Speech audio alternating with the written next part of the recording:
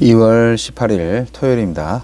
마태복음 12장 9절로 21절 말씀. 거기에서 떠나 그들의 회당에 들어가시니 한쪽 손 마른 사람이 있는지라. 사람들이 예수를 고발하려 하여 물어 이르되 안식일에 병 고치는 것이 옳으니까? 예수께서 이르시되 너희 중에 어떤 사람이 양 한 마리가 있어 안식일에 구덩이에 빠졌으면 끌어내지 않겠느냐? 사람이 양보다 얼마나 더 귀하냐? 그러므로 안식일에 선을 행하는 것이 옳으니라 하시고, 이에 그 사람에게 이르시되 손을 내밀라 하시니 그가 내밀매 다른 손과 같이 회복되어 성하더라. 바리새인들이 나가서 어떻게 하여 예수를 죽일까 의논하거늘 예수께서 아시고 거기를 떠나가시니 많은 사람이 따르는지라. 예수께서 그들의 병을 다 고치시고 자기를 나타내지 말라 경고하셨으니, 이는 선지자 이사야를 통하여 말씀하신 바 보라 내가 택한 종 곧 내 마음에 기뻐하는 바 내가 사랑하는 자로다. 내가 내 영을 그에게 줄 터이니 그가 심판을 이방에 알게 하리라. 그는 다투지도 아니하며 들레지도 아니하리니 아무도 길에서 그 소리를 듣지 못하리라. 상한 갈대를 꺾지 아니하며 꺼져가는 심지를 끄지 아니하기를 심판하여 이길 때까지 하리니, 또한 이방들이 그의 이름을 바라리라 함을 이루려 하심이니라. 치유와 경계. 한쪽 손 마른 사람을 고쳐준 사건으로 바리새인들은 예수님을 죽이기로 모의합니다. 예수님은 그곳을 떠나 병자들을 고치시며 경계하십니다. 예수님은 어떤 분입니까? 손 마른 사람을 고쳐주심으로써 자비를 베푸는 날인 안식일의 참 의도를 성취하십니다. 안식일 율법에 예외를 두어야 할 것은 재산을 지키기 위해 가축을 구하는 일이 아니라 사람을 고통에서 구하기 위해 치료하는 일이어야 한다고 말씀하십니다. 안식일을 주신 하나님의 의도는 죄와 욕심에서 인간을 구원하여 보기 참 좋았던 창조의 질서대로 진정한 쉼을 주시는 것인데, 그 쉼을 기계적인 법으로 만들어 선을 행하는 일까지 금하는 것은 모순입니다. 말씀 속에서 이런 하나님을 만나지 못한다면 아무리 왕성한 활동을 한다 해도 말씀에 대한 참된 이해도 순종도 아닙니다. 대적하는 자들과는 다투지 않고 조용히 떠나시지만 자기를 찾는 자들의 필요를 채워주시기 위해서는 적극적으로 응답하십니다. 대적자들은 안식일에 예수님을 죽이려고 하여 안식일을 어겼지만, 예수님은 많은 사람의 병을 고치심으로써 자비의 날 안식일의 참 의도를 이루십니다. 요란한 혁명가들과는 달리 예수님은 들레지 않고 황소처럼 묵묵히 고난받는 종의 길을 따라 십자가까지 걸어가십니다. 민망한 자화자찬이나 화려한 이력서보다 세상을 두려워하지 않고 묵묵히 걸어가는 우리를 통해 주님은 더 기쁘게 역사하실 것입니다. 바리새인들은 자신들의 신념과 지위를 흔드는 예수님을 죽이고 싶을 만큼 미워하지만, 아버지 하나님은 혹독한 대가를 두려워하지 않으면서 고난받는 종의 자리를 지키는 아들 예수님으로 인해 기쁨을 이기지 못하십니다. 그 고난의 순종으로 자기 백성을 죄와 사망에서 구원하여 안식을 누리게 하십니다. 하나님의 공의가 승리할 때까지 상한 갈대와 꺼져가는 심지 같은 인생들을 붙잡아 주실 것입니다. 그날 스스로 교만한 자들은 심판하시겠지만 상하고 통회하는 심령으로 주께 나아오는 자는 거두어 주실 것입니다. 주여, 들레지 않고 겸허하게 주께서 가신 길과 주께서 가라고 하신 길을 걷게 하소서.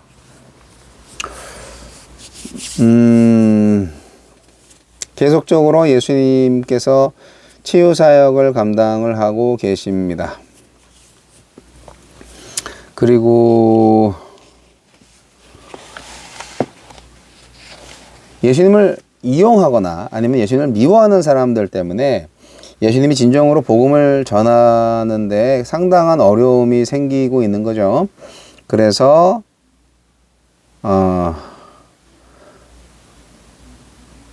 많은 사람들을 고쳐주셨지만 소리 소문 없이 고치는 역사, 그러한 치유의 일을 하기를 원하시죠, 예수님이.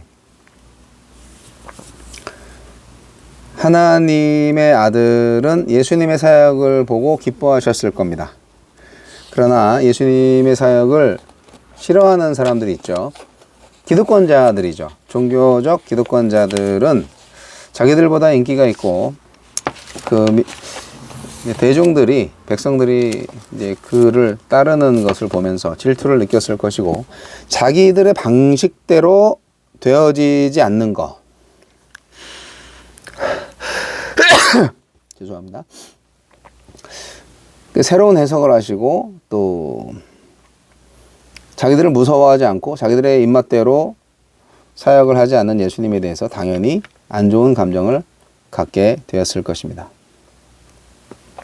계속적으로 안식일을 범하는 예수님을 우리는 볼 수가 있습니다. 예수님은 안식일의 의미를 가르쳐 주시려고 의도적으로 안식일에 해당해서 손 마른 사람을 고치셨어요.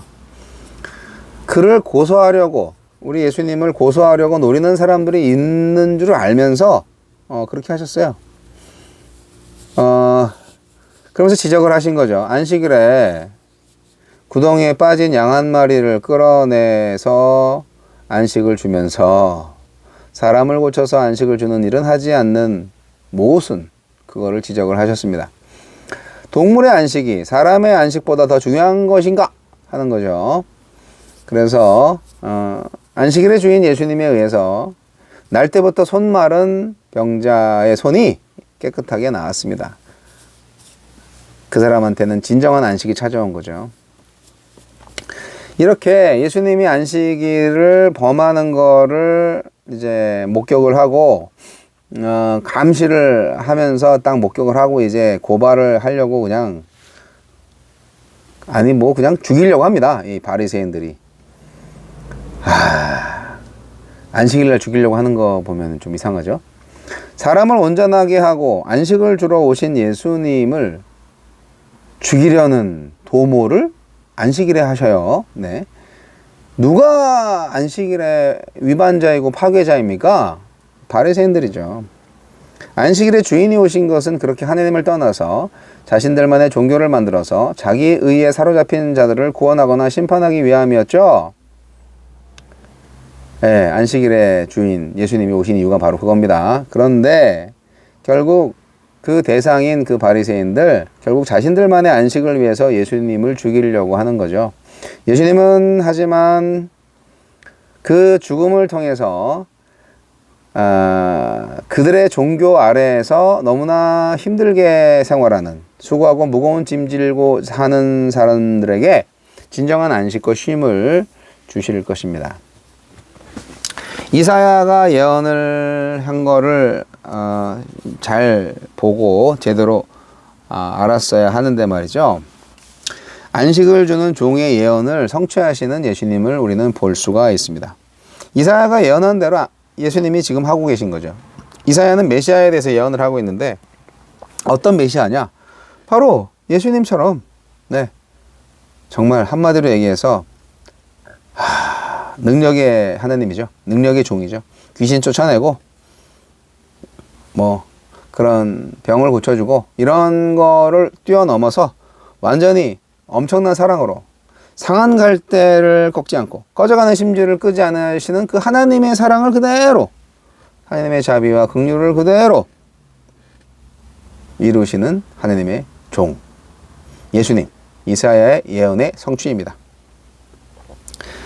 그래서 하나님의 말씀에 죽기까지 순종하여서 안식의 나라를 이루실, 정말 하나님이 정말 내 마음에 기뻐하는 자, 바로 그가 예수님입니다. 이게 이제 예수님이 침례 받으실 때 하늘에서 나온 소리이기도 하지요. 결국 예수님은 이제 유대인뿐만이 아니라 모든 세계 인류를 위해서 이방 사람들까지 다 포함해서 모든 사람들한테 안식을 주시러 오신 온 땅의 구원자로서의 모습을 나타내시는 겁니다. 자, 교회가 있는 곳에 상처받은 영혼이 위로받고 병든 자가 치유받고 삐뚤어진 자가 바로 잡아지는 역사가 있어야 되지 않겠습니까? 종교의 짐에 너무 우리가 억눌려 있는 것은 아닌가 생각이 듭니다. 자유할 필요가 있습니다. 형식이 내용을 담기에 좋은 형식이 될 수도 있지만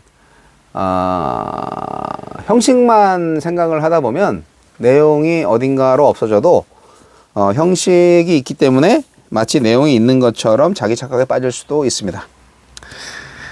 형식이 좀 이상하게 되었다 할지라도 내용이 제대로 되어 있으면 그게 중요한 거죠. 예를 들어서 뭐 소주잔에다가 콜라를 따라 마시면 그 소주잔에 있는 콜라가 소주가 되는 게 아니죠.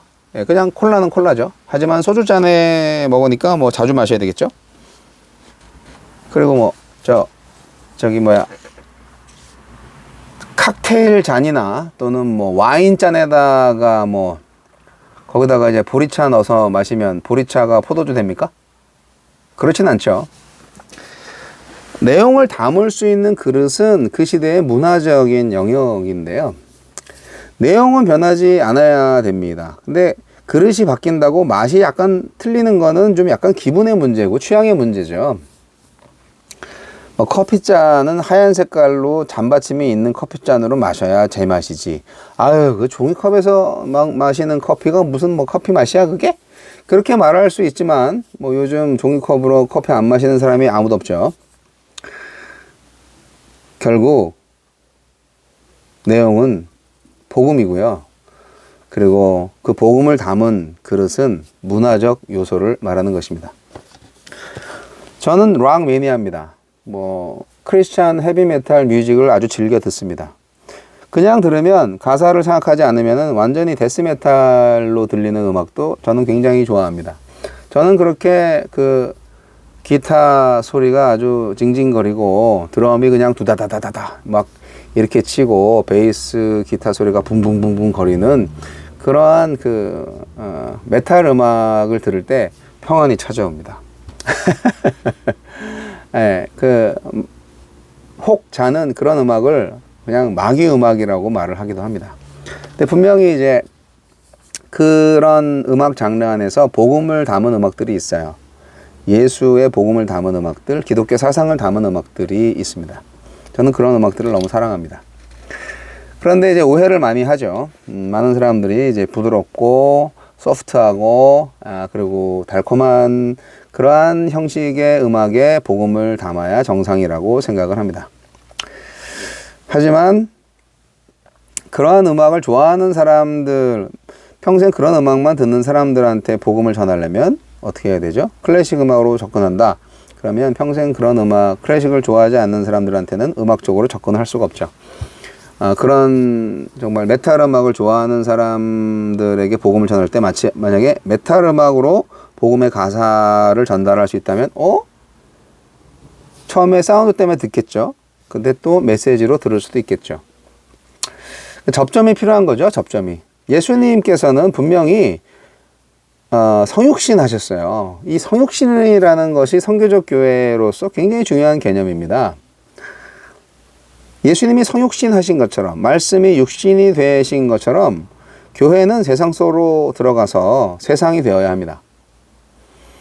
세상이 되지 않으면 선교가 되겠어요? 물론 세상화 되면 안 되고요. 세상 속으로 들어가서 진정한 교회가 돼야죠. 그러면 세상이 교회를 닮게 되겠죠. 교회로부터 영향을 받게 되겠죠. 세속화되고 세상화되라는 얘기가 절대 아닙니다. 세상과 구별되지만 세상으로 들어가야 된다는 얘기죠. 그것이 선교적 교회이고요. 가서 뭐 가만히 있냐, 세상에 치이고 막 부대끼고 이러라고 들어간 게 아니고, 예수님 보세요. 병든 자를 치유하고 귀신을 쫓아내고, 그리고 진리를 선포하시지 않습니까? 진정한 의인의 길을, 진정한 하나님의 통치를 선포하고 계시지 않습니까? 안식일에 안식을 주시는 예수님이지 않습니까? 바로 이러한 예수님의 사역을 오늘날 교회가 감당해야 하는 것이죠. 그래서 정말 이 땅에는 좀 제정신으로 사는 사람이 다 따지고 보면은 정말 많이 없는 것 같아요. 다들 좀 문제가 있어요. 예. 다들 어딘가에 좀 문제가 있고 삐딱하고요. 하여간 좀 문제가 있어요. 하지만 그 문제를 해결하실 분은 우리 하나님밖에 없잖아요. 네. 문제 있는 사람들끼리 모여서 예수님을 만나서 문제를 해결할 수 있다면 얼마나 멋진 일이겠습니까? 그것이 하나님께서 우리에게 교회를 세워주신 이유가 아닐까 생각을 합니다. 안식일에 안식을 주시는 예수님처럼 선교적 교회는 하나님의 복음을 세상에 온전히 새롭게 전할 수 있는 교회가 되어야 할 것입니다. 우리의 사역은 결국 이사야가 예수님의 사역을 예언했던 것처럼 이 성경의 약속, 그것을 우리가 현실 세계에서 또한 실현하고 성취하는 주체가 될 것입니다. 그때 하늘나라 하나님께서 또한 예수님을 통해서 기뻐하셨던 그 하나님이 우리를 인하여서도 기뻐하시겠죠. 네, 그러한 사역을 감당하시는 여러분 되시기 바랍니다.